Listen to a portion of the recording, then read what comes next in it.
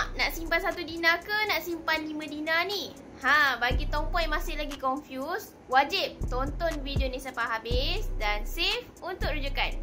Jom Putih terangkan satu persatu apa beza 1 dinar dan juga 5 dinar. 1 dinar ni Tongpuan beratnya 4.25 gram. Manakala 5 dinar beratnya 21.25 gram. Kedua-duanya sama, ketulinan 999. Dari segi harga, 1 dinar ni nilainya adalah RM2,000. Manakala untuk 5 dinar harganya adalah RM10,000. Macam mana pula tentang spread? Spread bila kita nak jual semula emas, terutamanya dengan public gold. Untuk 1 dinar, spread akan dikenakan sebanyak 9%, manakala untuk 5 dinar hanya 8%.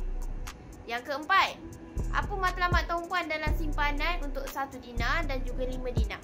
Paling senang kalau Tongpuan ada simpanan 1 dinar, bermaksud Tongpuan dah ada saving sekitar RM2,000.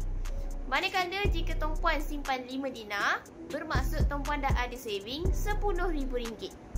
Soalannya sekarang, macam mana Tongpuan nak dapatkan 1 dinar ataupun 5 dinar? Senang saja. Tongpuan hanya perlu konsisten menyimpan dalam akaun Muscat. Kumpul sampai cukup 4.25 gram, Tongpuan dah boleh keluarkan 1 dinar. Tapi kalau Tongpuan nak dapatkan 5 dinar, kumpul sampai cukup 21.25 gram dan boleh bawa keluar 5 dinar. Macam mana pula kalau Tongpuan masih lagi berada di tengah-tengah, tak sure nak dapatkan 1 dinar ataupun 5 dinar? Jangan risau. Tongpuan hanya perlu konsisten menyimpan.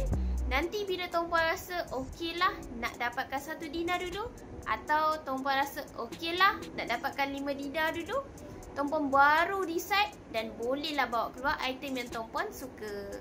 So, dapat sesuatu. Putih dah explain dah 1 dinar dan juga 5 dinar.